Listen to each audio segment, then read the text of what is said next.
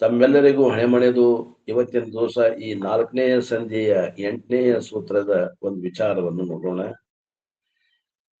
ಇದರ ಏನಪ್ಪಾ ಈ ಒಂದು ಪದ್ಯದಲ್ಲಿ ಶ್ರೀಮ ನಿಜಗುಣ ಶಿವಯೋಗಿಗಳು ಒಂದು 10 ಶ್ಲೋಕಗಳನ್ನು ಬರೆದಿದ್ದಾರೆ. 10 ಶ್ಲೋಕಗಳಲ್ಲಿ ಏನ್ ಹೇಳಿಕ್ ಹೊಂಟಿದ್ದಾರೆ ಅಂತಂದ್ರೆ, ಜೀವನ್ಮುಕ್ತಿ ನಿರೂಪಣೆ ಸೂತ್ರ 8ಕ್ಕೆ ಪದ 69 ಜೀವನ್ಮುಕ್ತಿ ಬಗ್ಗೆ ನಿರೂಪಣೆ ಮಾಡಕತ್ತ. ನಿರೂಪಣೆ ಅಂದ್ರೆ ಏನ್ರಿ?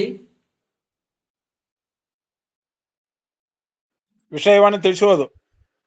ವಿಷಯವನ್ನ ತಿಳಿಸುವುದು. ಮತ್ತ ಬೇರೆಯವ್ರು ಯಾರು ಹೇಳ್ತಾರೆ ಡೆಫಿನೇಷನ್? ಈಗ ಸಹಜಾನಂದ ಪುರ್ ಕೇಳ್ತಾರಲ್ಲ ನಿರೂಪಣೆ ಡೆಫಿನೇಷನ್ಸ್. ಕರೆಂಟ್ ಹೋಗ್ತಂತ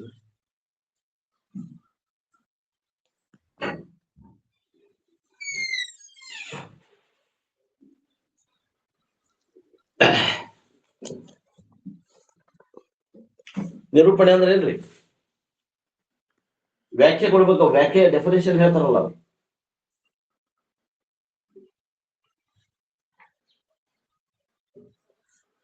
ಅಂತರಾಳದ ವಿಷಯವನ್ನು ತಿಳಿಸುವುದ್ರಿ. ಅವೆಲ್ಲ ಶಬ್ದಾರ್ಥ ಅಲ್ಲ, ಅದು ವ್ಯಾಖ್ಯೆ ಕೊಡ್ತಾರಲ್ರಿ. ವ್ಯಾಖ್ಯೆ ಡೆಫಿನೇಷನ್.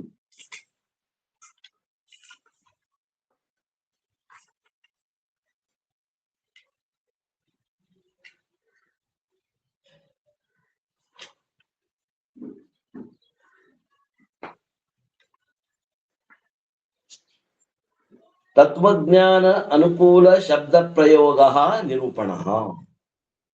ಬರ್ಕೊಡ್ರಿ ಅವನ್ನೆಲ್ಲ. ತತ್ವಜ್ಞಾನ ಅನುಕೂಲ ಶಬ್ದ ಪ್ರಯೋಗ ನಿರೂಪಣ.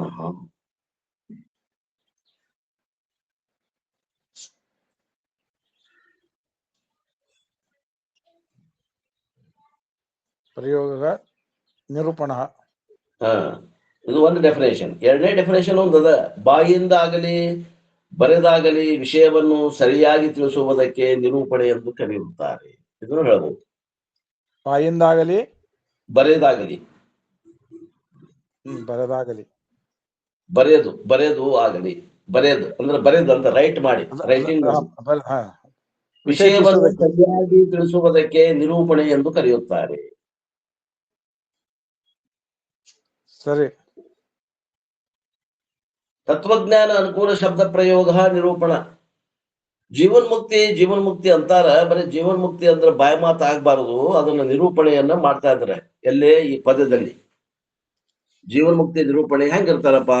ಜ್ಞಾನಿ ಹೆಂಗಿರ್ತಾನ? ಇದೇ ಜಗತ್ನಾಗ ಇರ್ತಾನೋ ಏನ ಬೇರೆ ಜಗತ್ನಾಗ ಇರ್ತಾನೋ? ಇದ್ರ ಅವಾಗ ಜಗತ್ ಕಾಣ್ತೈತೆ ಇಲ್ಲೋ? ಹಸಿವು ತೃಷಿಗಳು ಅದಾವೋ ಇಲ್ಲೋ? ಏನು ಜ್ಞಾನ ಆಗುತ್ತೆ ಹಸಿವು ತೃಷಿ ಓಡಿ ಹೋಗ್ತಾವ ಹೆಂಗೋ? ಜೀವನ್ಮುಕ್ತನಾದ ಇದಾನು ಕೂಡ ಜ್ಞಾನಿ ಇದ ಜಗತ್ನಾಗ ಹಸಿವು ತೃಷಗಳಿಂದ ಇರ್ತಾನೋ ಇಲ್ಲೋ? ಇರ್ತಾನ್ರಲ್ಲ. ಸಿದ್ಧಾರೂಢರಿಗೆ ಹಸಿವಾಗ್ತತಿಲ್ಲೋ? ಆಗ್ತತ್ರಲ್ಲ.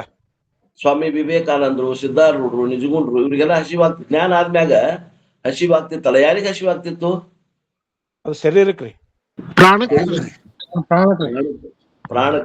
ಮತ್ತೆ ಯಾರಂತ ನೋಡ್ರಿ, ಯಾರಿಗ ಹಾಕತ್ರಿ ಹಸಿವು ನೀರಡಿಕೆ? ಯಾರಿಗೆ ಧರ್ಮ ಇವು? ಪ್ರಾಣದ ಕೆಲಸ, ಪ್ರಾಣದ ಬಹು. ಆತ್ಮನಿಗೆ ಅದಾವಲ್ರಿ ಅವು? ಯಾವಾಗಾರ ಅಜ್ಞಾನ ಕಾಲದಾಗಾರ ಅದಾವೇನು?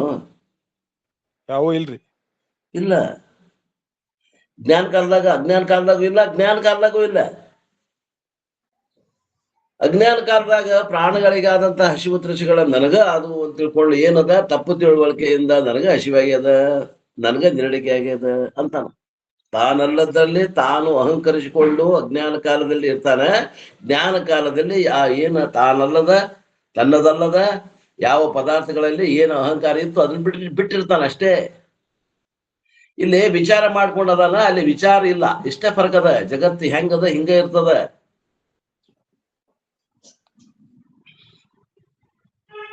ಸೂರ್ಯೋದಯ ವಿಚಾರ ಪರ ಅದನ್ರಿ, ಅಜ್ಞಾನಿ ವಿಚಾರ ಪರನಿಲ್ಲ. ಸೂರ್ಯೋದಯ ಹೆಂಗ ಮೊದಲಾಗ್ತದ? ಪೂರ್ವಕ ಸೂರ್ಯೋದಯ ಆಗ್ತದ, ಪಶ್ಚಿಮಕ ಸೂರ್ಯಾಸ್ತ ಆಗ್ತದ. ಜ್ಞಾನ ಆಗೈತಂತ್ರ ಏನ್ರ ಬದಲಾವಣೆ ಆಕತ್ತೇನು? ಇವನಲ್ಲೇ ಬದಲಾವಣೆ ಆಗ್ತದ. ಜಗತ್ ಹಿಂಗ ಇರ್ತದ. ಆ ವಿಷಯವನ್ನ ಕುರಿತು ಇಲ್ಲೇ ನಿರೂಪಣೆ ಮಾಡಕತ್ತಾರ. ಬಹಳ ಚಂದದ ಪದ್ಯ ಇದು. ಕೇಳ್ರಿ. ನಿನ್ನೆ ಎಷ್ಟು ಪದ್ಯ ಓದಿದ್ರಿ? ನಿನ್ನೆ ಬರೀ ಸೂತ್ರ ಅಷ್ಟ ಆಗಿತ್ರಿ.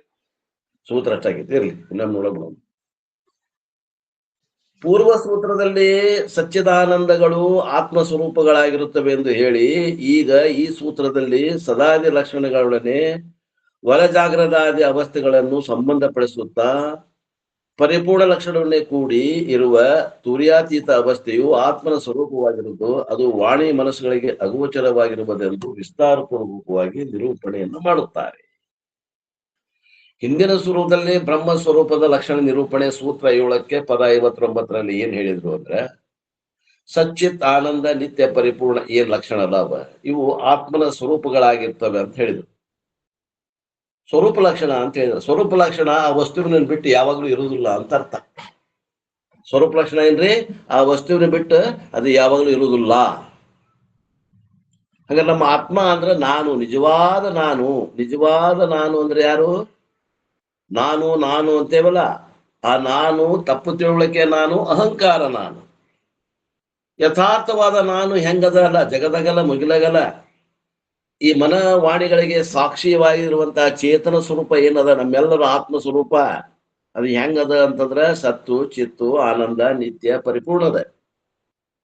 ಈ ಲಕ್ಷಣಗಳೊಂದಿಗೆ ವರ ಜಾಗ್ರದಾದಿ ಅವಸ್ಥೆಗಳನ್ನು ಸಂಬಂಧಪಡಿಸ್ತಾರೆ. ಈಗ ವರ ಜಾಗ್ರ, ವರ ಸ್ವಪ್ನ, ವರ ತುರ್ಯ, ತುರ್ಯಾತೀತ, ಹಿಂಗ ಅವನ್ನ ಜೋಡಿಸಿಕೊಂಡು ಸಂಬಂಧಪಡಿಸಿಕೊಂಡು ಹೇಳೋರದಾರ ಈ ಒಂದು ಪದ್ಯದಲ್ಲಿ.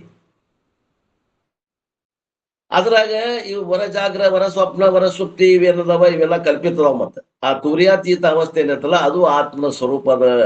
ಅಲ್ಲಿ ನೀವು ಏನ್ ಮಾಡ್ರಿ, ನಿಧಿಧ್ಯಾಸನ ಮಾಡ್ರಿ ಅನ್ನೋದಕ್ಕ ಇದು ಜೋಡಿಸಿ ಸಂಬಂಧಪಡಿಸಿ ಹೇಳೋರದ. ಆದ್ರೆ ಅದು ಸ್ವರೂಪ ಹೆಂಗದ, ಅದು ವಾಣಿ ಮತ್ತು ಮನಸ್ಸಿಗೆ ಅಗೋಚರ ಐತಿ.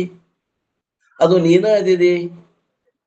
ಅದು ನಿನಗ ಅದು ವಸ್ತುಶಃ ನಿಮ್ಮ ಎದುರಿಗೆ ಹೆಂಗ ಮೊಬೈಲ್ ಕಾಣಕತೈತಿ ಹಂಗ ಕಾಣುದಿಲ್ಲ. ಅದು ಆತ್ಮ ಸ್ವರೂಪ. ಯಾಕಂದ್ರೆ ಅದು ನೀವ ಅದಿರಿ, ನಮ್ಮೆಲ್ಲರ ಸ್ವರೂಪನ ಅದು, ನಮ್ಮನ್ನ ಬಿಟ್ಟು ಬೇರೆ ಇಲ್ಲ. ಆದ್ದರಿಂದ ಅದು ನಮಗ ಅದು ಪರೋಕ್ಷವಾಗಿ ತೋರುವುದಿಲ್ಲ, ಪ್ರತ್ಯಕ್ಷವಾಗಿನೂ ತೋರುವುದಿಲ್ಲ. ಯಾಕಂದ್ರೆ ಅದು ನಾವ ಅದೇವಿ. ಅಪರೋಕ್ಷ ದೃಢ ಅಪರೋಕ್ಷ ಆಗ್ತದ ಹೊರತು ಅದನ್ನ ನಾವು ಪ್ರತ್ಯಕ್ಷ ಇಟ್ಟು ನೋಡ್ತೇವೆ ಹೊರಗೆ, ಸಾಧ್ಯ ಇಲ್ಲ.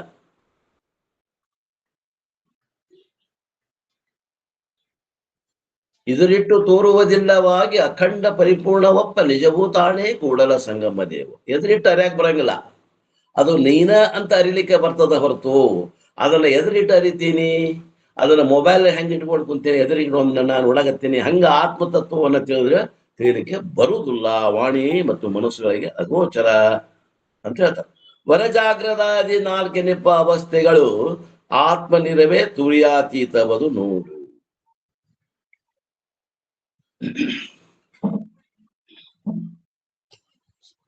ಆತ್ಮನಿರವದೇ ತುರ್ಯಾತೀತವದು ನೋಡು.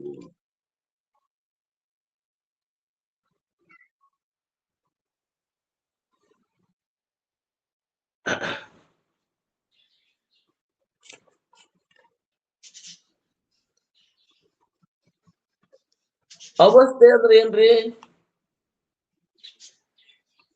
ಅವಸ್ಥೆ ಅಂತೇವಲ್ಲ, ಏನಿದೆ ಅವಸ್ಥೆ ಅಂದ್ರೆ ಏನು? ಕಾಲಸೂಚಕ ಪದ.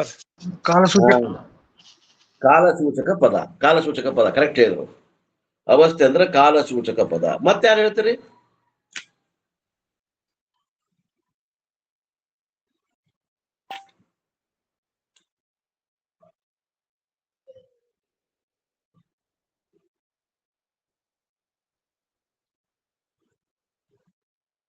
ಅವಸ್ಥೆಗೆ ಡೆಫಿನೇಷನ್ ವಿಚಾರ ಚಂದ್ರೋದಯದ ಹೇಳ್ತಾರ, ತೀನ ದೇಹಕ್ಕೆ ವ್ಯವಹಾರಕ್ಕೆ ಕಾಲಕ್ಕೋ ಅವಸ್ಥಾ ಕಹೆ ಹೈ.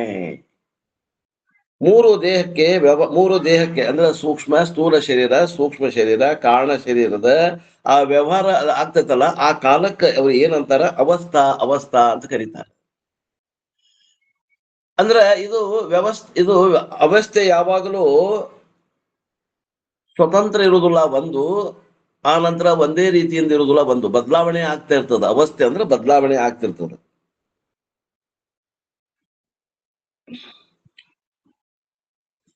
ಹಂಗ ಇದೇ ವರ ಜಾಗ್ರದಾದಿ 4 ಅವಸ್ಥೆಗಳು, ಅವು ಅವಸ್ಥೆಗಳು, ಅವು ಸ್ವರೂಪ ಅಲ್ಲ.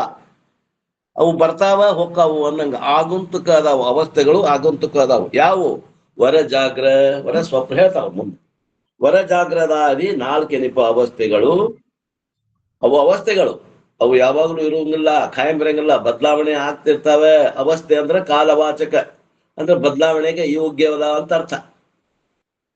ಆತ್ಮ ನಿರುವು ಹೆಂಗದರಿ?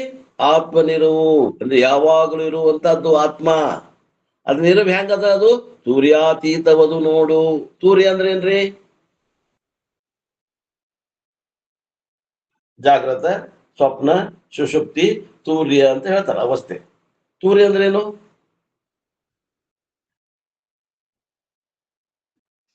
ದೃಶಿ.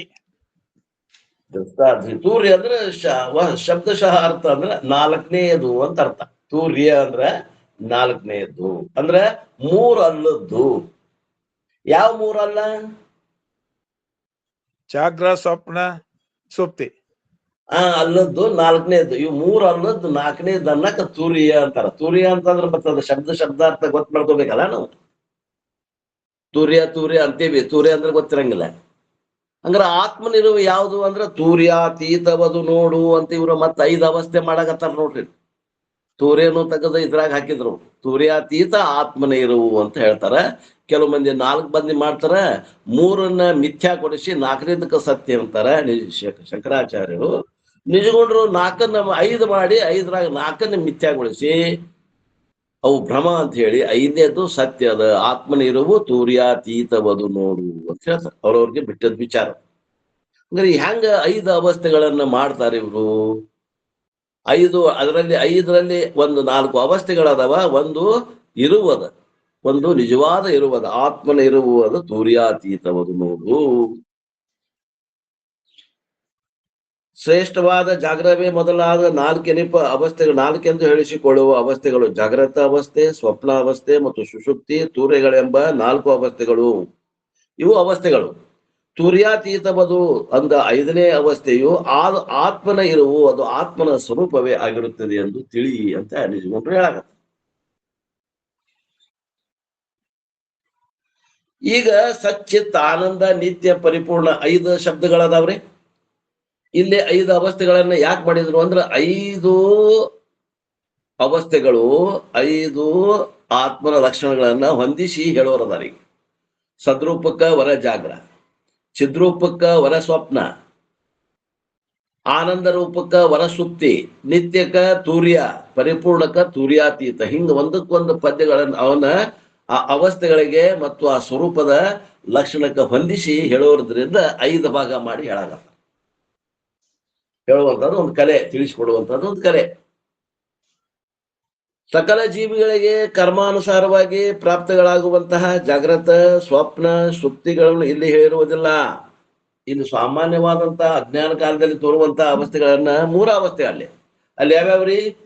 ಅಜ್ಞಾನ ಕಾಲದಲ್ಲಿ ಸ್ವಾಭಾವಿಕವಾಗಿ ಯಾವುದೇ ಪ್ರಯತ್ನ ಇಲ್ಲದ ಆಗಿ ಹೋಗುವಂತ ಅವಸ್ಥೆಗಳು ಎಷ್ಟದಾವು? 3 ಅದಾವು. ಯಾವುವು? ಜಾಗ್ರತ, ಸ್ವಪ್ನ, ಸುಷುಪ್ತಿ. ಜಾಗ್ರತ ಅವಸ್ಥೆ ಅಂದ್ರೆ ಯಾವ್ದ್ರಿ? ತ್ರಿಪುಟಿ ಮೂಲಕ ನಡೆಯುವ ವ್ಯವಹಾರಕ್ಕೆ 3 ತ್ರಿಪುಟಿನ. ಈಗ ಜಾಗ್ರತ ಅವಸ್ಥೆ ಅಷ್ಟೇ ಹೇಳ್ಬೇಕು. 42 ತತ್ವ ಮೂಲಕ ನಡೆಯುವಂತ ಯಾವುದು ಜಾಗೃತ ಅವಸ್ಥೆ.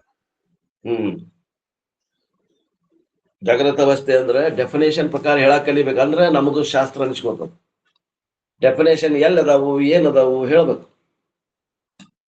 ಜಾಗ್ರತ ಅವಸ್ಥೆ ಯಾರು ಹೇಳ್ತೀರಿ? ಎಷ್ಟು ಮಂದಿ ಇದ್ದೀರಿ? 9, 8, 17ರಾಗ ನಾವು ಒಬ್ಬ ಬಿಟ್ರೆ 16 ಮಂದಿ.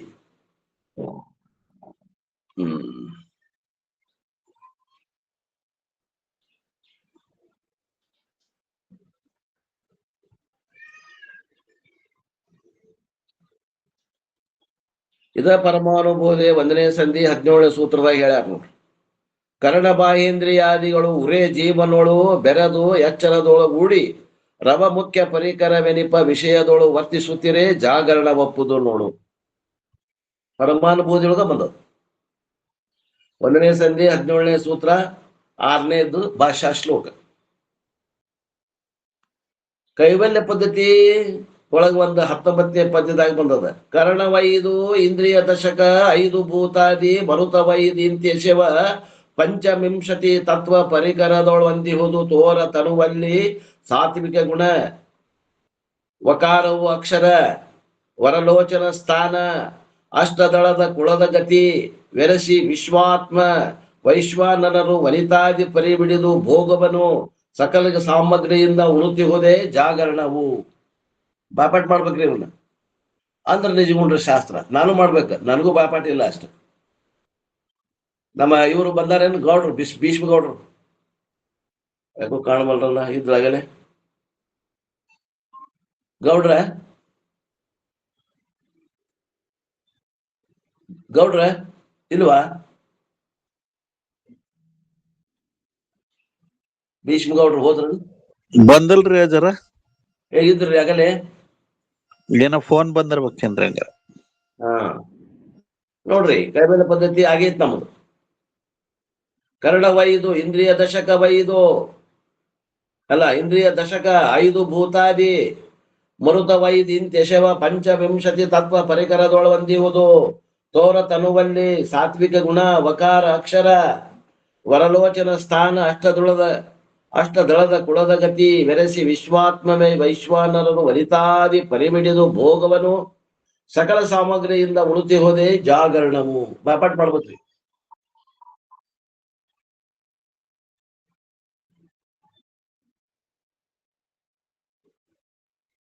ಈ ಜಾಗ್ರತ ಸ್ವಪ್ನ, ಈ ಜಾಗ್ರತ ಆತು. ಸ್ವಪ್ನ ಅಂದ್ರೆ ಏನ್ರಿ? ಸ್ವಪ್ನಾವಸ್ಥೆ. ಇವು ಜಾಗೃತ ಅವಸ್ಥೆ. ಈಗ ಹೊರ ಜಾಗ್ರ ಬೇರೆ ಹೇಳ್ಬೇಕಾಗತ್ತೆ. ಮತ್ತ ಹೊರ ಜಾಗ್ರ ಅಂದ್ರ ಜ್ಞಾನಿ ಇದು ಹೆಂಗಿರ್ತದಲ್ಲ ಹಂಗ, ಇದು ಅಜ್ಞಾನಿದು. ಈಗ ಜ್ಞಾನಿದು ಹೊರ ಜಾಗ್ರ ಹೆಂಗಿರ್ತದ? ಇಹ ಪರ ಭೋಗವನೆಳಸದೆ ನಿಜ ಮೋಕ್ಷವೆಂತಿ ಹೋದು ತನಗೆಂದು ಶ್ರುತಿ ಗುರುಗಳನ್ನು ಆರೈದು ಸಹಜ ಶಮೆ ಸತ್ಯ ಬುಧಜನ ಸಂಗತಿ ಬದಲಾದ ಬಹು ಸುಗುಣದೋಳ್ ಎಚ್ಚರದಳಿದುದೇ ಜಾಗರಣದ ಅವಸ್ಥೆ. ಇದು ಹೊರಜಾಗ್ರ. ಇಷ್ಟು ಫರಕ ನೋಡ್ರಿ, ಹೊರಜಾಗ್ರಕ್ಕೂ ಜಾಗ್ರಕ್ಕ ಫರಕದ.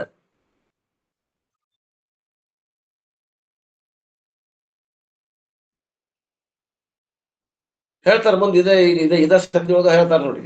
ಮುಂದೆ ಹೇಳೋದಾರ, ಅರಿಯೇನು ನಾನು ಎನ್ನನು ಎಂಬ ಅರಿವು ತಾನೆಂಬುದನ್ನು ನುರೇ ಮರೆಯದೆ ಸತ್ಯ ಸಂಗತಿಯಿಂದ ಅರಿಯೇ ಜಾಗರಣವು ಅದೆಂದೆನಿಪುದು ಅವಲೇ ನೀನು ಅರಿ ಚೇತನೋಂತರ ಮುಖದಳು ಅಂತ ಹೇಳೋದಾರ. ಇದ ಸಂಧಿ ಒಳಗೆ ಹೇಳೋದಾರ ಮುಂದೆ.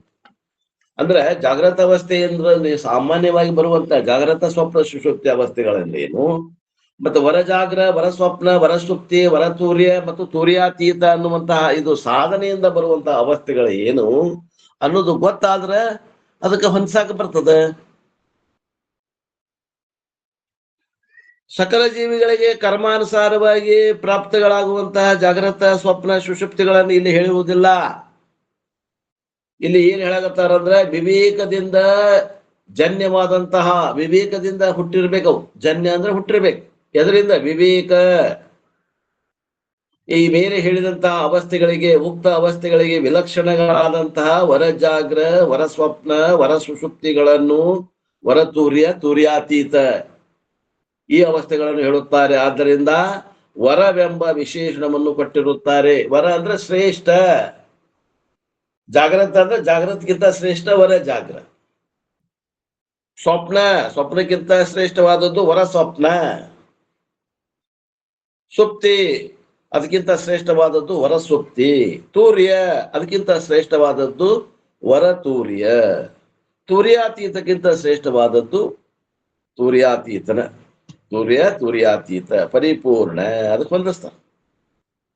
ವಿಶೇಷಣ ವರವೆಂಬ ವಿಶೇಷಣವನ್ನು ಕೊಟ್ಟಿರುತ್ತಾರೆ. 3 ಕಷ್ಟ ಸೇರಿಸ್ಬೇಕು ವರನ. ಜಾಗ್ರ ವರಜಾಗ್ರ, ಸ್ವಪ್ನ ವರ ಸ್ವಪ್ನ, ಸುಪ್ತಿ ವರ ಸುಪ್ತಿ, ಆಮ್ಯಾಗ ತೂರ್ಯಾತೀತ. ಇಷ್ಟ ಮೊದಲ 3 ಕಷ್ಟ ವರ ಸೇರಿಸ್ಬೇಕು. ಯಾಕ? ಅಲ್ಲೇ 3 ಅದಾವ, ಇಲ್ಲಿ 3ನ್ನ ನಾವು ಬೇರೆಪಡಿಸಾಕ ವರ ವರ ವರ ಅಂದ್ರೆ ಶ್ರೇಷ್ಠ ಅಂತ ಸೇರಿಸ್ಬೇಕು. 4ನೇದಕ್ಕ ತೂರ್ಯ ಅನ್ಬೇಕು, 5ನೇದಕ್ಕ ತೂರ್ಯಾತೀತ ಅನ್ಬೇಕು.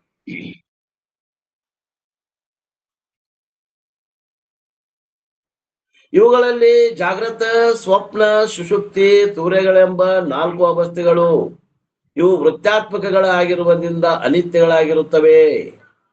ತುರ್ಯಾತೀತ ಅವಸ್ಥೆಯು ನಿರ್ವೃತ್ತಿಕವಾಗಿರುವುದರಿಂದ ಅದು ಆತ್ಮನ ಸ್ವರೂಪವಾಗಿರುತ್ತದೆ. ನೋಡ್ರಿ, ಎಲ್ಲೆಲ್ಲೇ ಇದು ತ್ರಿಪುಟಿ ಇರ್ತದ ಅಲ್ಲೆಲ್ಲೇ ಭೋಗ ಇರ್ತದ. ಎಲ್ಲೇ ಭೋಗ ಇಲ್ಲ ಅಂದ್ರೆ ಸ್ವರೂಪದಾಗ ಮಾತ್ರ ಭೋಗ ಇಲ್ಲ. ಅದಕ್ಕೆ ಹೇಳ್ತಾರಿಲ್ಲೇ, ವರಜಾಗ್ರ, ವರಸ್ವಪ್ನ, ವರಸುಪ್ತಿ, ತೂರ್ಯ ಇವ್ 4 ಅವಸ್ಥೆ ಒಳಗ ವೃತ್ತಿ ಇರ್ತದ. ಒಳಗ ಸೂಕ್ಷ್ಮ ವೃತ್ತಿ ಇರ್ತದ, ಲ್ಯಾಮಿನೇಷನ್ ಜೊತೆ ವೃತ್ತಿ ಇರ್ತದ. ಒಂದು ಪೇಪರ್ಗೆ ಪ್ಲಾಸ್ಟಿಕ್ ಕವರ್ ಹಾಕಿ ಲ್ಯಾಮಿನೇಷನ್ ಮಾಡಿರ್ತೇವೆ ನೋಡ್ರಿ, ಅದು ಐತೋ ಇಲ್ಲೋ ಅನ್ನೋ ಕಾಣ್ತದ. ಹಂಗ ಲ್ಯಾಮಿನೇಷನ್ ಇರ್ತದ. ಮೊದಲಿನ 4 ಇದು 4ನೇ ಅವಸ್ಥೆ ಒಳಗೆ ಅದು ಸೂಕ್ಷ್ಮ ಇರ್ತದೆ. ತುರ್ಯದೊಳಗೆ, ತುರ್ಯಾತೀತೊಳಗೆ ವೃತ್ತಿ ಇರೋದಿಲ್ಲ, ವೃತ್ತಿ ಅಡಿ ಬಿಡ್ತದೆ. ಇವು ವೃತ್ಯಾತ್ಮಕ ಆಗಿದ್ರಿಂದ ಅವು ಅನಿತ್ಯ ಇರ್ತಾವ, ನಿತ್ಯ ಇರೋದಿಲ್ಲ. ನಿತ್ಯ ಇರೋದು ಯಾವುದು ಅಂದ್ರೆ ತುರ್ಯಾತೀತ ಅವಸ್ಥೆ ಏನೈತಲ್ಲ ಅದು ನಿತ್ಯದ. ಅದನ್ನ ಹೇಳಾಗತ್ತಾರೆ. ತುರ್ಯಾತೀತ ಅವಸ್ಥೆಯು ನಿವೃತ್ತಿಕರವಾಗಿರುವುದರಿಂದ ಅದು ಆತ್ಮನ ಸ್ವರೂಪವಾಗಿರುತ್ತದೆ. ಅಂದ್ರೆ ವೃತ್ತಿ ಲಯ ಆಗಿರ್ಬೇಕು, ಸ್ವರೂಪದಲ್ಲಿ ವೃತ್ತಿ ಲಯ ಆಗಿರ್ಬೇಕು. ಅದು ಎಲ್ಲಿ ಐತಿಪ್ಪ ಆ ಸ್ಥಿತಿ ಅಂದ್ರೆ ಅದು ಗುರುನಾಥ ಹರಡೋ ಸ್ಥಿತಿ ಅನ್ರಿ, ಅಥವಾ ಜ್ಞಾನಿಗಳ ಸ್ಥಿತಿ ಅನ್ರಿ, ಅಥವಾ ನೀವೇ ನಿಧಿಧ್ಯಾಸನ ಮಾಡಿದ್ರೆ ಆ ಸ್ಥಿತಿ ಎಲ್ಲರಿಗೂ ಪ್ರಾಪ್ತಿ ಆಗ್ತದೆ. ಪ್ರಯತ್ನದಿಂದ ಪ್ರಾಪ್ತಿ ಆಗ್ತದೆ, ಸಾಧಾರಣವಾಗಿ ಸ್ವಭಾವದಿಂದ ಬರುವುದಿಲ್ಲ. ಪ್ರಯತ್ನ, ಶಾಸ್ತ್ರ ಶ್ರವಣ ಮಾಡಿ ಸ್ವರೂಪದ ಜ್ಞಾನವನ್ನು ಮಾಡಿಕೊಂಡು ನಿಧಿಧ್ಯಾಸನ ಮಾಡಿದ್ರೆ ಮಾತ್ರ ಇದು ಸಾಧ್ಯ ಆಗ್ತದೆ.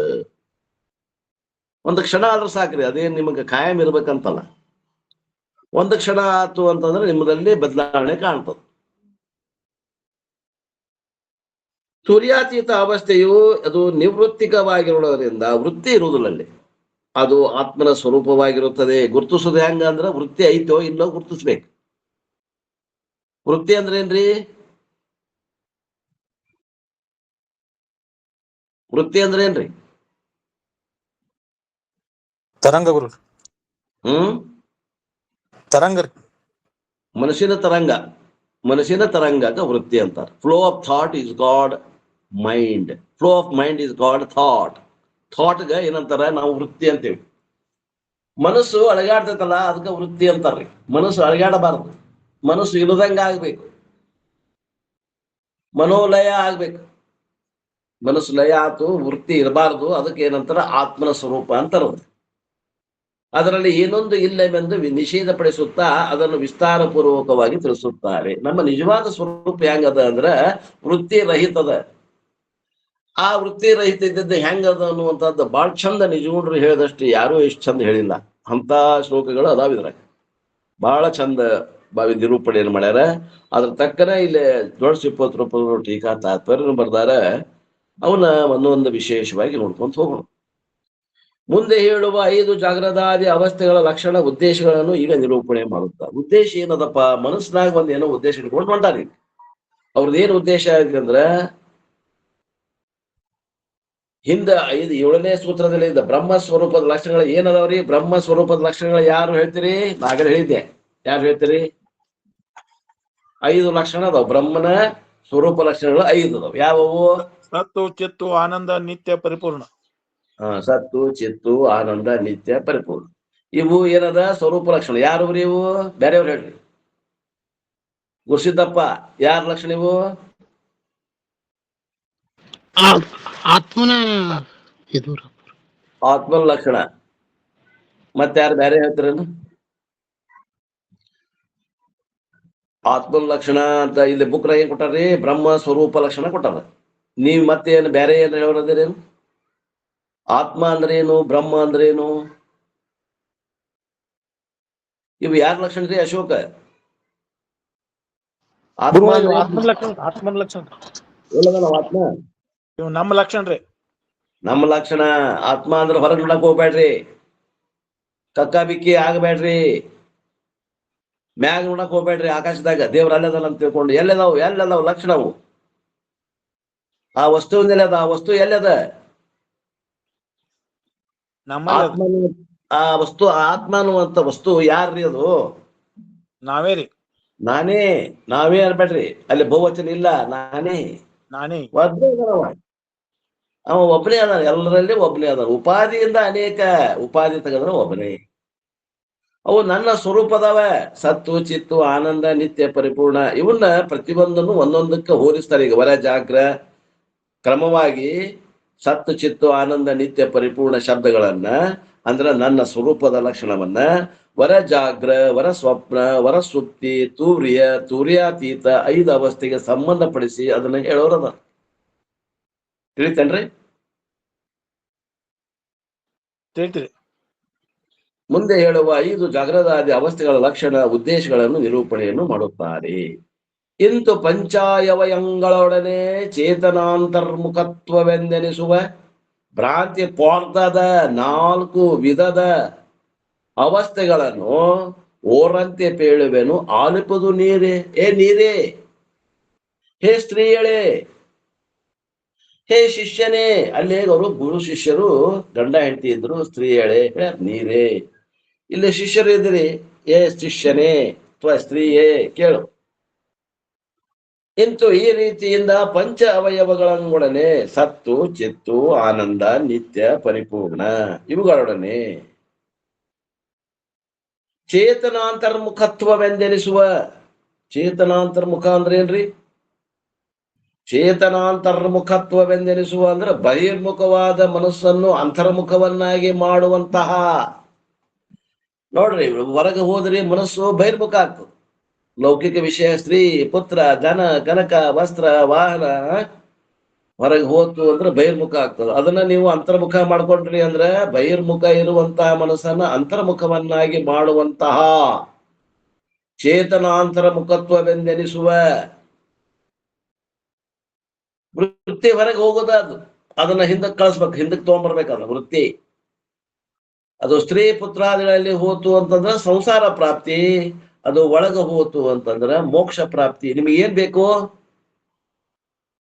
ಮೋಕ್ಷ ಸಂಸಾರ ಬೇಕೋ ಮೋಕ್ಷ ಬೇಕೋ? ಮೋಕ್ಷ ಬೇಕು. ವಿಚಾರ ಮಾಡ್ರಿ. ಒಂದಕ್ಕೊಂದು ವಿರುದ್ಧ 180 ಡಿಗ್ರಿ ಅದ, ವಿರುದ್ಧ ದಿಕ್ನಾಗ ಅದಾವ. ಸಂಸಾರ ಬೇಕಂದವರು ಈ ಸಾಧನೆ ಮಾಡಕ್ ಅವಶ್ಯಕತೆ ಇಲ್ಲ. ಮೋಕ್ಷ ಬೇಕನ್ನೋರು ಸಂಸಾರ ಮಾಡುವುದು ಅವಶ್ಯಕತೆ ಇಲ್ಲ.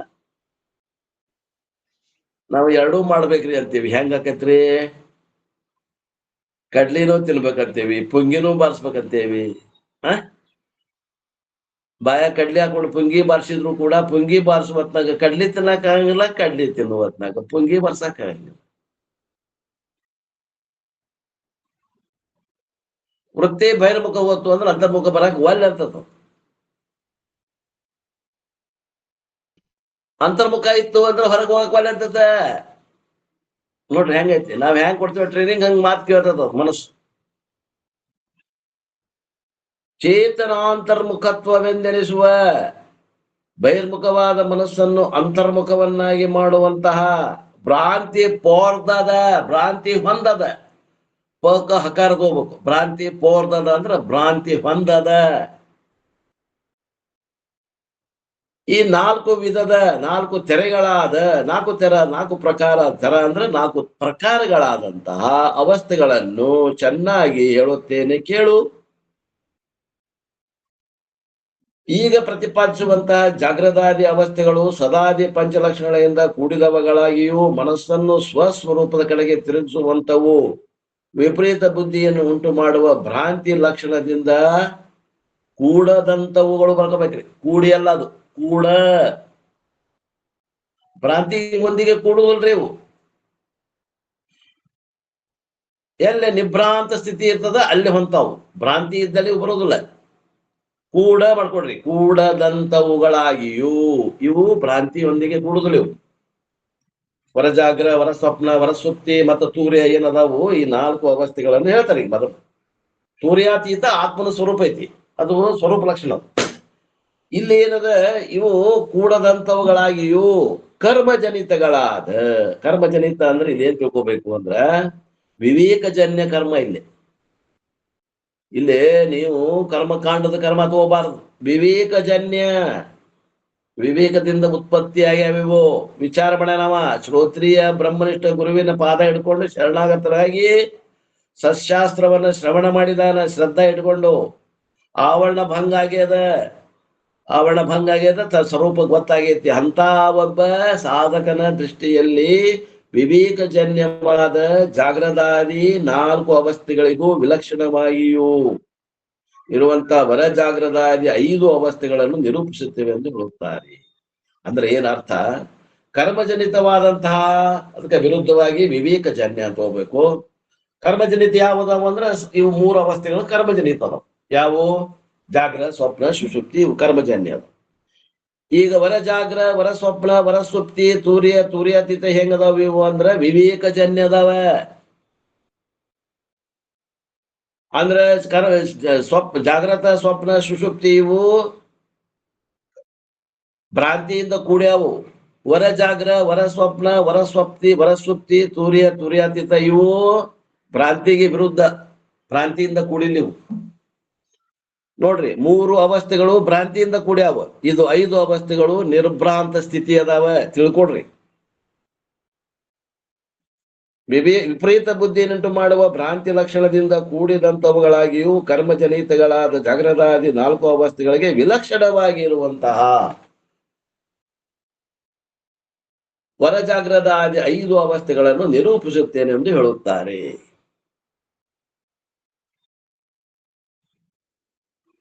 ಬಳಿಕ ಸದ್ರೂಪ ಲಕ್ಷಣದಿಂದ ಕೂಡಿದ ವರಜಾಗ್ರದ ಅವಸ್ಥೆಯನ್ನು ಈಗ ನಿರೂಪಣೆ ಮಾಡುತ್ತಾರೆ.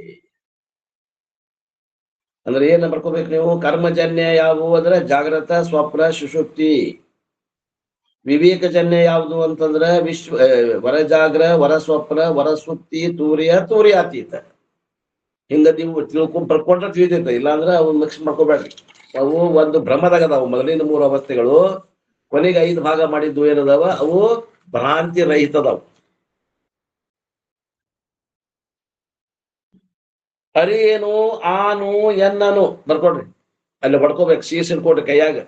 ಓದಾಕ್ ಬರಂಗಿಲ್ಲ. ಓದಾಕ್ ಬರಿಬೇಕಾದ್ರೆ ಪ್ರಾಕ್ಟೀಸ್ ಮಾಡ್ಬೇಕು. ನಮ್ಮ ಮಂದಿ ಪ್ರಾಕ್ಟೀಸ್ ಮಾಡೋದು ಕಮ್ಮಿ ಆಗ್ಬಿಟ್ಟೈತಿ. ಎಲ್ಲಿದ್ವಿ ನಾವು? ಅಲ್ಲೇ ಅದೇವಿ. 1.5 ತಿಂಗಳಿಂದ ಎಲ್ಲಿದ್ವಿ? ಇನ್ನೂ ಅಲ್ಲೇ ಅದೇವಿ.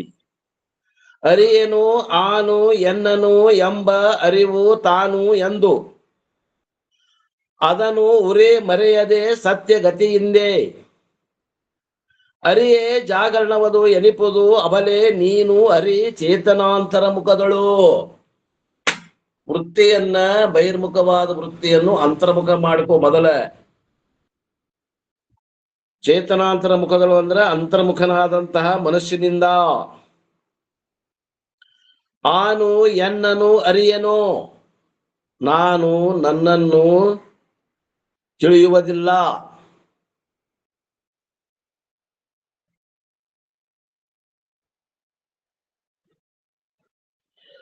ಹೀಗೆನ್ನುವ ಅರಿವು ಜ್ಞಾನ ಸ್ವರೂಪನು ತಾನೇ ಆಗಿರುವನು. ನಾನು ನನಗ ತಿಳಿಲಿಲ್ಲ ಅಂತಾನ ಅಜ್ಞಾನ ಕಾಲದಲ್ಲಿ. ಜ್ಞಾನ ಕಾಲದಲ್ಲಿ ಏನಂತಾನ್ರಿ? ಅಜ್ಞಾನ ಕಾಲದಾಗ ನಾನು ಯಾರು ಅಂತ ಕೇಳಿದ್ರೆ ನನ್ಗೆ ಗೊತ್ತಿಲ್ಲ ಅಂತೇಳಿ. ಈಗ ಒಬ್ಬರಿಗೆ ಕೇಳ್ತೀನಿ, ಯಾರಿಗಾರ, ಅಶೋಕ ಮೋದಿ ನೀವು ಯಾರಪ್ಪ, ನೀನು ಯಾರು, ನಾನು ಯಾರು ಅಂತ ಕೇಳಿ ಏನ್ ಹೇಳ್ತೀರಿ ನೀವು? ಸ್ವಾಭಾವಿಕವಾಗಿ ಇಲ್ಲ, ಶಾಸ್ತ್ರದ ಸಂಸ್ಕಾರ ಇಲ್ಲದೆ ಇದ್ದವ್ರು ಏನ್ ಹೇಳ್ತೀರಿ? ಅಶೋಕ್ ಮೋದಿ ಅವರ ನಾನು ಯಾರು ಅಂತ ಕೇಳಿ ಏನ್ ಹೇಳ್ತೀರಿ? ನಾನು ಅಶೋಕ್ ಮೋದಿ ಅಂತ ಹೇಳ್ತೇನ್ರಿಪ್ಪ. ಅಶೋಕ ಮೋದಿ ಅಂತ ಹೇಳ್ತಾರೆ. ಎಲ್ಲ ಬಟ್ ಮಾಡಿ ತೋರಿಸ್ತೀರಿ? ನನ್ನನ್ನೇ ಬಟ್ ಶರೀರಕ್ಕೆ ಬಟ್ ಮಾಡಿ ತೋರಿಸ್ತೀರಿ, ಹೌದಲ್ಲ? ಹೌದ್ರಪ್ಪ. ಎದಿ ಕಡೆನೇ ಹೋಯ್ತದ್ರಿ. ಎದಿ ಕಡೆಗೆ ಹೇಳ್ಕೊಂಡು ಹೋಗ್ತಾರ ಅಂತ ನೋಡ್ರಿ. ಯಾಕಾರ ಹೇಳ್ತಾರೆ, ಗಿರಿಜಮ್ಮ ಅವ್ರು ಹೇಳ್ತಾರೆ. ಎದಿ ಕಡೆ ನಾನ್ ಅಂತಾರಂತ. ಎದಿ ಕಡೆ ನಾನು ಅಲ್ಲಪ್ಪ. ನೀನು ಯಾರು ಅಂತಂದ್ರ ನಾನು ಅಶೋಕ್ ಮೋದಿ ರೀ. ನಾನ್ ನಿಮ್ ಹೆಸರು ಕೇಳಿಲ್ರಿ ಅಶೋಕ್ ಮೋದಿ ಅವರ, ನೀವ್ ಯಾರು ಅಂದೆ. ಹೇಳ್ರಿ, ನೀವ್ ಯಾರು ಅಂತ ಕೇಳಿ. ನಾನು ನಿಮ್ ಹೆಸರು ಕೇಳಿಲ್ಲ. ನಾನು ಆತ್ಮ ಅಂತ ಹೇಳ್ಬೇಕ್ರಪ್ಪ ಅವ್ರು. ಒಮ್ಮೆ ಆತ್ಮಕ್ಕೆ ಹೋಗ್ಬಿಡ್ತೀರ?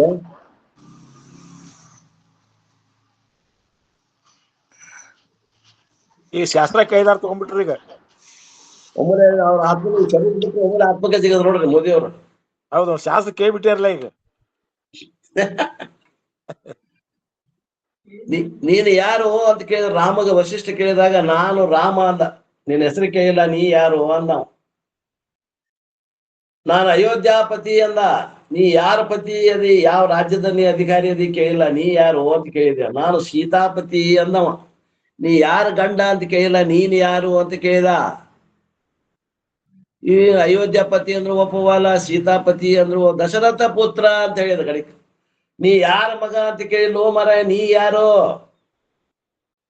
ನೀ ಯಾರ ಮಗ ಅಂತ ಕೇಳಿದ್ರೆ ದಶರಥ ಪುತ್ರ ಅನ್ಬೋದು. ನೀನು ಯಾರ ಗಂಡ ಅಂತ ಕೇಳಿದ್ರೆ ಸೀತಾಪತಿ ಅನ್ಬಹುದು. ನೀವು ಯಾವ ದೇಶದ ರಾಜ ಅಂದ್ರೆ ನಾ ಅಯೋಧ್ಯದ ರಾಜ ಅನ್ಬಹುದು.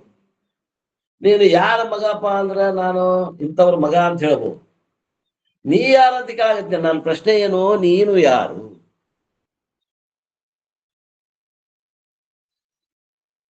ಅದಕ್ಕ ನಿಮ್ಮ ಮಂತಲ್ ಬಂದೇವ್ರಿ ಅಂತ ಹೇಳಿದ್ರು.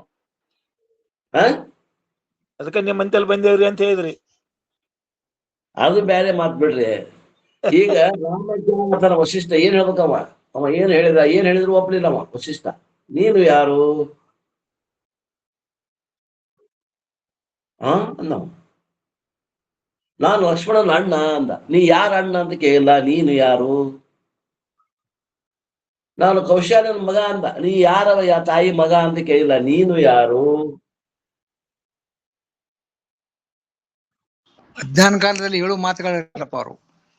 ಮತ್ತೆ ಈಗ ಅಜ್ಞಾನ ಕಾಲದ ಸುದ್ದಿ ತೊಗೊಳಗತ್ತೇನ. ಅಜ್ಞಾನ ಕಾಲದಾಗ ನಾನು ನನ್ನನ್ನು ತಿಳಿಯುವುದಿಲ್ಲ, ಅರಿಯನು. ಅದೇನೈತ್ರಿ? ನಾ ಅರಿಯನು, ನಾನು ಎನ್ನನು. ಅಜ್ಞಾನ ಕಾಲದಾಗ ನಾನು ಯಾರು ಅಂತ ಗೊತ್ತಿಲ್ಲ. ಅವ ಏನ್ ಹೇಳಿದ್ರು ಅಲ್ಲ ಈಗ ಹೋತು. ನಾನು ಯಾರು ಅವ ಹೇಳಿದ ಯಾವುದೂ ಅಲ್ಲ. ನಾನು ಯಾರು ಅಂತ ಗೊತ್ತಿಲ್ಲ. ಅಜ್ಞಾನ ಕಾಲದಾಗ ನಾನು ಯಾರು ಅನ್ನೋದ ಗೊತ್ತಿಲ್ಲ ಅವಾಗ. ನಾನು ಗಂಡಸು, ನಾನು ಹೆಂಗಸು, ನಾನು ಕೆಂಪ, ನಾನು ಬಿಳುಪು, ನಾನು ಗಂಡು ಹೆಣ್ಣು, ಕಪ್ಪು ಬಿಳುಪು, ರಾಜ ಪ್ರಜೆ. ನೀನ್ ಯಾರು? ಏನ್ ಹೇಳಿದ್ರು ಅಲ್ಲಂತಾರಲ್ಪ ಗುರುಗಳು. ಹೌದು, ಮತ್ತೆ ಸರಿ ಆತನಮ್ಮ. ನೀನು ಯಾರಪ್ಪ ಅಂತ ಕೇಳಿ ಸಿಂಪಲ್ ಪ್ರಶ್ನೆಗೆ ಯಾರ? ನೀನು ಯಾರು? ಗೊತ್ತಿಲ್ರಿ ಅಂದವ. ನಮ್ಮ ಅಶೋಕ್ ಮೋದಿಯವರು ಆತ್ಮ ಅಂತ ಹೇಳ್ಬಿಟ್ರು. ಅವ ಪಾಪ ರಾಮ ಅವತಾರಿ ಪುರುಷ ಇದ್ದ. ನನಗ್ ಗೊತ್ತಿಲ್ಲ ಅನ್ನವ. ಅಜ್ಞಾನ ಕಾಲದಲ್ಲಿ ನನಗ್ ಗೊತ್ತಿಲ್ಲ ಅಂತಿಲ್ಲ. ಇಲ್ಲೇ ನಾನು ಎನ್ನನು ಅರಿಯನು, ನಾನು ನನ್ನನ್ನು ತಿಳಿಯಲಿಲ್ಲ. ಇದು ಅಜ್ಞಾನ ಕಾಲ. ಇನ್ನು ಜ್ಞಾನ ಕಾಲದಲ್ಲಿ ನೀನು ಯಾರು ಅಂತ ಕೇಳ್ತೀವಿ. ಗುರುಸಿದ್ದಪ್ಪಗೆ ಹೇಳ್ತಾರ ನೋಡಿ, ನಾನು ಯಾರು ಜ್ಞಾನ ಕಾಲದಲ್ಲಿ ಕೇಳಿದ್ರೆ ಏನ್ ಹೇಳ್ತೀರಿ ಗುರುಸಿದ್ದಪ್ಪ? ಸಚ್ಚಿತ್ತ ಆನಂದ ನಿತ್ಯ ಪರಿಪೂರ್ಣನಾದಂತ ಅರಿವು ಸ್ವರೂಪನೇ ನಾನು. ಜ್ಞಾನ ಕಾಲದಾಗ ಸಚ್ಚಿತ್ ಆನಂದ ನಿತ್ಯ ಪರಿಪೂರ್ಣನಾದಂತ ಅರಿವು ಸ್ವರೂಪನೇ ನಾನು. ಜಗದಗಲ ಮುಗಿಲಗಲ ಮಿಗೆಯಗಲ ನನ್ನಗಲ ಪಾತಾಳದಿಂದ ತತ್ತ ನನ್ನ ಶ್ರೀ ಮುಕುಟ ಅನ್ಬೇಕೀಗ ನಾ. ಅವು ಭಗವಂತ ಹೇಳಿದಂತ ವಚನಗಳ ಅಷ್ಟು ನನಗ ಅನ್ಕೋಬೇಕು ನಾ. ಅಪ್ರಮಾಣ ಅಗೋತ್ರ ಅಪ್ರತಿಮ ಲಿಂಗವೇ. ಅಗೋತ್ರ ಹುಟ್ಟಿಲ್ಲ, ಅಪ್ರಮಾಣ ಪ್ರಮಾಣ ಇಲ್ಲ, ಅಪ್ರತಿಮ ಅಂತದ್ ಇನ್ನೊಂದಿಲ್ಲ. ಅಂತ ಪರಮಾತ್ಮನ ಸ್ವರೂಪವೇ ನಾನು ಇದ್ದೇನೆ ಅಂತ ಹೇಳಿದ್ರೆ ಜ್ಞಾನ ಕಾಲದಲ್ಲಿ. ಅಜ್ಞಾನ ಕಾಲದಲ್ಲಿ ನಾನು ಎನ್ನನು ಅರಿಯನು. ಜ್ಞಾನ ಕಾಲದಲ್ಲಿ ನಾನು ಇಂಥವ ಅಂತ ಹೇಳ್ತೀನಿ. ಈ ಮಧ್ಯ ಕಾಲದಲ್ಲಿ ಏನ್ ಹೇಳ್ತೀವ್ರಿ? ಜ್ಞಾನ ಅಜ್ಞಾನ ನಡಬರ್ಕಿರ್ತಾರ ನೋಡಿ ಕೆಲವು ಮಂದಿ. ಅವ್ರೇನಂತಾರ?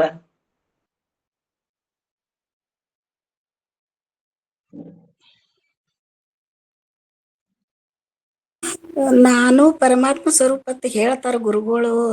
ಇನ್ನ ಸಂಶಯ ಇರ್ತದ. ಸಂಶಯ ಇರ್ತದ. ಗುರುಗಳು ಹಿಂಗ ಅಂತಾರಪ್ಪ, ನಮಗೆ ಇನ್ನೂ ಗೊತ್ತಿಲ್ಲ ಅಂತ ನಾವು. ಶಾಸ್ತ್ರ ಹಿಂಗ್ ಹೇಳ್ತೈತ್ರಿ, ನಮಗ್ ಗೊತ್ತಿಲ್ಲ ಅಂತ ನಾವ. ಇನ್ನೂ ಅವನಲ್ಲಿ ಸಂಶಯ ಇರ್ತಾವ, ನಡಬರ್ಕಿರ್ತಾನವ, ಮಧ್ಯಸ್ಥವ. ಅದಕ್ಕ ಆನು ಎನ್ನನು ಅರಿಯನು, ನಾನು ನನ್ನನ್ನು ತಿಳಿಯುವುದಿಲ್ಲ ಅನ್ನುವ ಎಂಬ ಅರಿವು ಜ್ಞಾನ ಸ್ವರೂಪವನು ತಾನಾಗಿರುವನು. ಅವ ಹೇಳಕತ್ತಾನಲ್ಲ, ನಾನು ನನ್ನನ್ನು ತಿಳಿದಿಲ್ಲ ಅಂತಾನಲ್ಲ. ಅವ ಏನು ಜ್ಞಾನ ಸ್ವರೂಪದಾನ, ಅಜ್ಞಾನ ಸ್ವರೂಪದಾನ್ರಿ ಅವ? ಸ್ವರೂಪದ ಜ್ಞಾನ. ಆದ್ರ ಅಂತಾನೇನು? ನಾನು ನನ್ನನ್ನು ಅರಿಯನು. ಅವ ತಾನೇ ಜ್ಞಾನ ಸ್ವರೂಪ ಇದ್ದು, ಈಗ ಒಂದ್ ವೇಳೆ ಅವ ಜ್ಞಾನ ಸ್ವರೂಪ ಇಲ್ಲ ಅಂದ್ರೆ ನಾನು ಎನ್ನನ್ನು ತಿಳಿಯುವುದಿಲ್ಲ ಅಂತ ಹೆಂಗ ಹೇಳ್ತಾನ್ರಿ ಅವ? ತಿಳಿದು ಹೇಳಾಗತ್ತಾನೋ ತಿಳಿಯಲಾರ್ದ ಹೇಳಾಗತ್ತಾನವ? ನಾನು ನನ್ನನ್ನು ಅರಿಯೇನು ಅಂದಾಗ ತಿಳಿದು ಹೇಳಾಗತ್ತಾನೋ ತಿಳಿಲಾರ್ದ ಹೇಳಾಗತ್ತಾನೋ? ತಿಳಿಲಾರ್ದೆ. ತಿಳಿದು ಹೇಳಕತ್ತೇನ್ ಗುರು. ಈಗ ಒಬ್ಬ ನಾ ಭಾಳ ದಡ್ಡ ಅದೇನ್ರಿ ಅಂತ ನಾನು ತಿಳ್ಕೊಡ್ರಿ. ಹುಡುಗ ನನ್ಗ ಗಣಿತ ಬರೋದಿಲ್ರಿ, ಭಾಳ ದಡ್ಡ ಅದೇನಿ, ಗಣಿತದಾಗ ನಾ ಶಾಣ ಇಲ್ಲ ಅಂತ ನಾವು. ಅಂದ್ರ ಗಣಿತದಾಗ ಶಾಣ ಇಲ್ಲ ಅನ್ನೋದು ಅವ ತಿಳಿದ್ ಹೇಳಾಗತ್ತಾನೋ ಏನ್ ಹಂಗ ಹೇಳಾಗತ್ತಾನ? ತಿಳಿದ ಹೇಳತ್ತೇನ್ರಿ. ಹೇಳ್ತಾನ್ರಿ. ತಿಳಿದ ಹೇಳ್ತಾನಂತಂದ್ರ ತಿಳಿಯಲ್ಪಡುವ ವಸ್ತುಕ್ಕಿಂತ ಬೇರೆ ಇದ್ದಾಗ ತಿಳಿಯಾಕ ಬರ್ತೈತೋ ಏನು ಒಂದೇ ಇದ್ದಾಗ ತಿಳಿಯಾಕ ಬರ್ತೈತೋ? ಬೇರೆ ಇದ್ದಾಗ ಬೇರೆ ತಿಳಿಯಾಕ್ ಇದ್ರೆ ಬರ್ತದೆ. ಅದೇ ಇದ್ದಾಗ ತಿಳಿಯಾಕ್ ಮತ್ತೆ ಬರ್ತೈತಿ. ಬೇರೆ ಇದ್ದಂಗ ತಿಳಿಲಿಲ್ಲ ಅಂದ್ರೆ ತಿಳಿಯೋ ಧರ್ಮ ಆತ್ಮಂದು ಮತ್ ಬೇರೆಯವ್ರದು. ಆತ್ಮನಲ್ಲಿ ತಿಳುವಳಿಕೆ ಯಾರಿಗ ಆಗ್ತೈತಿ? ಆತ್ಮಗ ಆಕೈತೋ ಬುದ್ಧಿಗೆ ಆಕೈತೋ? ಆತ್ಮನಿಗ್ರಿ. ಬುದ್ಧಿಗೆ ಆಕೈತಿ. ತಿಳಿತು ತಿಳಿಲಿಲ್ಲ ಅಂತ ಅನ್ನೋದು ಬುದ್ಧಿಗೆ ಗೊತ್ತಾಗ್ತದ. ಬುದ್ಧಿ ವಿಚಾರನ ಅವ ತಿಳಿತಾನ, ಸಾಕ್ಷಿ. ಬುದ್ಧಿ ಗೊತ್ತಾಕತಿ ತಿಳಿತು ಇಲ್ಲ ಅನ್ನೋದು, ಅದನ್ನ ತಿಳಿತಾನಿವ. ಬುದ್ಧಿ ತಿಳಿದಿದ್ದೆ ನೀವ ತಿಳಿತಾನ. ನಾ ತಿಳಿದೆ ನಾ ತಿಳಿಲಿಲ್ಲ ಅಂತ ಅನ್ನೋದು ಬುದ್ಧಿಯ ಧರ್ಮ. ಬುದ್ಧಿ ನಾ ಮುಖ ಸಂಕಲ್ಪ ವಿಕಲ್ಪ ಮಾಡಿದ್ದು ಮನುಷ್ಯನ ಧರ್ಮ. ನಾ ತಿಳಿದೆ ಅಂತ ನಿರ್ಧಾರ ಮಾಡಿದ್ದು ಬುದ್ಧಿಯ ಧರ್ಮ. ಅವೆಲ್ಲವನ್ನ ಇವ ಅದಕ್ಕೆ ಸಾಕ್ಷಿಯಾಗಿ ತಿಳಿತಾನ. ಇವ ತಿಳಿದ ಹೇಳ್ತಾನ ನಾನು ದಡ್ಡ ಅದೀನಿ ನನಗೆ ತಿಳಿಲಿಲ್ಲ ಅಂದ್ರೆ ತಿಳಿದ ಹೇಳ್ತಾನೋ, ತಿಳಿಲಾರ್ದ ಹೇಳ್ತಾನ ಅಂದ್ರೆ ತಿಳಿದ ಹೇಳ್ತಾನ. ಅಂದ್ರೆ ತಿಳುವಳಿಕೆ ಉಳ್ಳವನ ಅದಾನ, ಜ್ಞಾನ ಸ್ವರೂಪನ ಅದಾನಿವ. ಮತ್ತ ತಿಳಿಲಿಲ್ಲ ಅಂತ ಯಾಕಂತಾನ್ರಿ ಅವ? ಬುದ್ಧಿಯನ್ನ ಉಪಾಧಿ ಇಟ್ಕೊಂಡು ಬುದ್ಧಿಗೆ ತಿಳಿಲಿಲ್ಲ ಅಂದ್ರೆ ನನಗೆ ತಿಳಿದಿಲ್ಲ ಅಂತಾನ. ತಿಳ್ಕೊಡ್ರಿ, ಮಾತಿನ ಅರ್ಥ ತಿಳ್ಕೊಡ್ರಿ. ನಾನು ಎನ್ನನು ಅರಿಯನು ಅನ್ನುವ ಜ್ಞಾನ ಸ್ವರೂಪನು ತಾನೇ ಆಗಿದ್ದಾನೆ. ಹೀಗೆಂದು ಅಜ್ಞಾನಕ್ಕೆ ಆಶ್ರಯವಾಗಿ ಅದನ್ನು ಪ್ರಕಾಶ ಮಾಡುವ ಅರಿವು ನಾನು ಎಂಬುದನ್ನು ಮರೆಯದೆ ಚೆನ್ನಾಗಿ ವಿಸ್ಮೃತಿ ಹೊಂದದೆ ಮರಿಬೇಡ್ರಿ ಅದನ್ನ. ಆ ಒಂದು ಅನುವಿನಿಂದ ಗುರುಗಳು ಹೇಳ್ಕೊಳಗತ್ತಾರ. ನಾನು ತಿಳಿಲಿಲ್ಲ ಅಂದಾಗ ತಿಳಿದ ಹೇಳಾಗತ್ತಾನ, ತಿಳಿಲಾರ್ದ ಹೇಳಕ್ ಬರುವುದಿಲ್ಲ. ಆದ್ದರಿಂದ ಇವ ತಿಳುವಳಿಕೆ ಉಳ್ಳವನದಾನ ಅನ್ನುವಂತ ಮಾತನ್ನ ಮರೆಯದೆ ಚೆನ್ನಾಗಿ ವಿಸ್ಮೃತಿ ಹೊಂದದೆ ಸತ್ಯಗತಿಯಿಂದ ಯಥಾರ್ಥ ಜ್ಞಾನ ಮಾರ್ಗದಿಂದ, ಯಥಾರ್ಥ ಜ್ಞಾನಾತ್ ಏವತು ಕೈವಲ್ಯಂ ಕರ್ಮಣ ನ ಪ್ರಜಯ ಧನೇನ ತ್ಯಾಗೇ ನೈಕೆ ಅಮೃತತ್ವ ಮಾನಶು. ಜ್ಞಾನದಿಂದ ಮಾತ್ರ ಮೋಕ್ಷ, ಕರ್ಮದಿಂದ ಮೋಕ್ಷ ಇಲ್ಲ. ಉಪಾಸನೆಯಿಂದ ಮೋಕ್ಷ ಇಲ್ಲ, ಜ್ಞಾನದಿಂದ ಮಾತ್ರ ಮೋಕ್ಷ. ಯಥಾರ್ಥ ಜ್ಞಾನ ಮಾರ್ಗದಿಂದ ತಿಳಿಯಲು ಮೋಕ್ಷ ಸ್ವರೂಪ ಅದ ನಮ್ದು, ನಮ್ಮಲ್ಲೇನ ಅದ. ಹುದುಗೇತದು. ಅದನ್ನ ಮೇಲಕ್ಕೆ ತೆಗೆದುಕೊಂಡು ಬಂದು ಅದನ್ನ ತಿಳ್ಕೊಳ್ಳುವುದಷ್ಟ ನಮ್ ಕರ್ತವ್ಯ ಅದ. ಏನೂ ಮಾಡ್ಬೇಕಾಗಿಲ್ಲ ನಾವು. ಅಪ್ರಾಪ್ತಶ್ಯ ಪ್ರಾಪ್ತಿ ಇಲ್ಲಿದು, ಪ್ರಾಪ್ತಶ್ಯ ಪ್ರಾಪ್ತಿ ಅದ ನಮ್ಮ ಆತ್ಮಸ್ವರೂಪ. ಅದನ್ನೇನು ಪತ್ತೆ ಮಾಡ್ಬೇಕೇನ್ರಿ? ಅದು ಐತ್ಯೋ ಏನೋ ಅದನ್ನ ಪತ್ತೆ ಮಾಡ್ಬೇಕು? ಅಲ್ಲೇ ಐತಿ, ಅದನ್ನ ತಿಳ್ಕೋಬೇಕಷ್ಟ ನಾವು. ಜ್ಞಾನ ಮಾರ್ಗದಿಂದ ಅಂತರ್ಮುಖ ಅಂದ್ರೆ ಚೇತನಾಂತರ ಮುಖದಳು ಅಂದ್ರೆ ಅಂತರ್ಮುಖವಾದ ಮನಸ್ಸಿನಿಂದ ಜಾಗರಣವೆಂದೆನಿಸುವುದು, ಜಾಗೃತ ಅವಸ್ಥೆ ಎನಿಸುವುದು ನೀನು ಇದನ್ನು ತಿಳಿ. ಅದನ್ನ ಹೇಳ್ತಾರ ನೋಡಪ್ಪ. ನೀನು ಯಾರೆಂದು ಕೇಳಲು ಪ್ರತಿಯೊಬ್ಬರು ದೇಹವು ನಾನೆಂದು ಹೇಳುತ್ತಾನೆ. ಆದರೆ ಈ ರಕ್ತ, ಈ ಮಾಂಸ, ಅಸ್ಥಿಗಳಿಂದ ಕೂಡಿರುವ ಈ ದೇಹವು ನೀನು ಹೇಗೆ ಆಗುವಿ ಎಂದು ಹೇಳಿದರೆ ಅದಕ್ಕೆ ಅವರು ಈ ರಕ್ತ ಮಾಂಸಾದಿ ಅಪವಿತ್ರವಾದ ಶರೀರ ನಾನು ಅಲ್ಲ, ಇದಕ್ಕೆ ಬೇರೆ ಇದ್ದೇನೆ ಎಂದು ಹೇಳುತ್ತಾನೆ. ಯಾವ ಸ್ವರೂಪದಿಂದ ಇರುವಿ ಎಂದು ಕೇಳಲು ಅದಕ್ಕೆ ಅವನು ನನಗೆ ಗೊತ್ತಿಲ್ಲವೆಂದು ಉತ್ತರ ಕೊಡುತ್ತಾನೆ.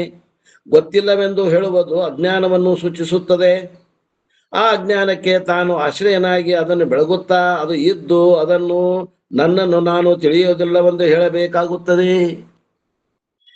ಎಷ್ಟು ಚಂದ ಹೇಳ್ತಾನೆ ನೋಡ್ರಿ. ಹೇಗೆಂದರೆ ಕತ್ತಲೆಯಲ್ಲಿ ನಾನು ಏನನ್ನು ಕಾಣುವುದಿಲ್ಲವೆಂದು ಹೇಳಿದರೆ ಆ ಕತ್ತಲೆಯನ್ನು ಕಂಡು ನನಗೆ ಏನೂ ಕಾಣಿಸುವುದಿಲ್ಲವೆಂದು ಹೇಗೆ ನುಡಿಯುತ್ತಾನೋ ಅದರಂತೆ ನನ್ನನ್ನು ನಾನು ತಿಳಿಯುವುದಿಲ್ಲ ಎಂಬಲ್ಲಿಯೂ ಕೂಡ ಅಜ್ಞಾನಕ್ಕೆ ಅವನು ಸಾಕ್ಷಿಯಾಗಿಯೇ ಅದರ ಅರ್ಥ, ಆ ಜ್ಞಾನವನ್ನು ಅರ್ಥ ಹೇಳಬೇಕಾಗುತ್ತದೆ. ಅಂದ ಮೇಲೆ ಅಜ್ಞಾನಕ್ಕೆ ಸಾಕ್ಷಿಯಾಗಿದ್ದರೇನೆ ತಿಳಿಲಿಕ್ಕೆ ಬಂದಿತ್ತು ಹೊರತು ಅಜ್ಞಾನಕ್ಕೆ ಸಾಕ್ಷಿ ಆಗ್ಲಿಕ್ಕಂದ್ರೆ ತಿಳಿಲಿಕ್ಕೆ ಬರುವುದಿಲ್ಲ. ಇಲ್ಲದಿದ್ದರೆ ಬರುತ್ತಿದ್ದಿಲ್ಲ. ಆದ್ದರಿಂದ ತನ್ನ ಇರುವಿಕೆಯೊಡನೆ ಅಂದ್ರೆ ಸದ್ರೂಪದೊಡನೆ, ಸದ್ರೂಪ ಅಂದ್ರೆ ಇರುವಿಕೆ, ಸತ್ ಅಂದ್ರೆ ಇರು, ಚಿತ್ತಂದ್ರ ಅರಿವು, ಇದು ಇರುವಿಕೆಯೊಡನೆ ಕೂಡಿರುವುದ ತನ್ನ ಸ್ವಸ್ವರೂಪದ ಈ ಜ್ಞಾನವು ಅಂತರ್ಮುಖವಾದ ಮನಸ್ಸಿನಿಂದ ಕೂಡಿರುವ ಕಾರಣ ಇದಕ್ಕೆ ಜಾಗೃತ ಅವಸ್ಥೆ ಎಂದು ಹೇಳುತ್ತಾರೆ. ವರಜಾಗರವನ್ನ ಹೇಳಿದ್ರು.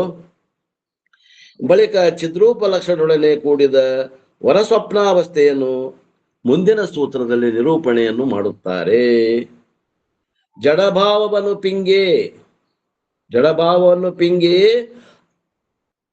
ಪಿಂಗಿದ ಅರಿವಿನ ಎಚ್ಚರನೋಳ್ ಜಡದೇಹಿಯಾಗಿ ಕಾಣಿಪುವುದು ಅದು ಕೆಡಲು ಉಳ್ಳದರಿಂದೆ ಪುಷಿ ಎಂದು ತಾನರಿದೊಡೆ ಕನಸಾಂತರ ಮುಖದೊಳು ಅಂತ ಹೇಳ್ಕೊಂಡು 2ನೇ ಪದ್ಯವನ್ನು ಹೇಳತ್ತಾರೆ. 3ನೇ ಪದ್ಯದಲ್ಲಿ 2ನೇ ಅವಸ್ಥೆಯ ಕುರಿತು ಹೇಳ್ತಾ ಇದ್ದಾರೆ, ಅವರ ಸ್ವಪ್ನವನ್ನು ಕುರಿತು. ಆ ವಿಷಯವನ್ನು ಮತ್ತೆ ನಾಳೆಗೆ ನೋಡೋಣ ಅನ್ನೋ ಅಲ್ಲಿಗೆ ಇವತ್ತಿನ ನನ್ನ ವಾಕೃಪ ಸೇವೆಯನ್ನು ಗುರುಪಾದಕ್ಕೆ ಸಲ್ಲಿಸಿ ನನ್ನ ವಾಣಿಗೆ ವಿರಾಮ.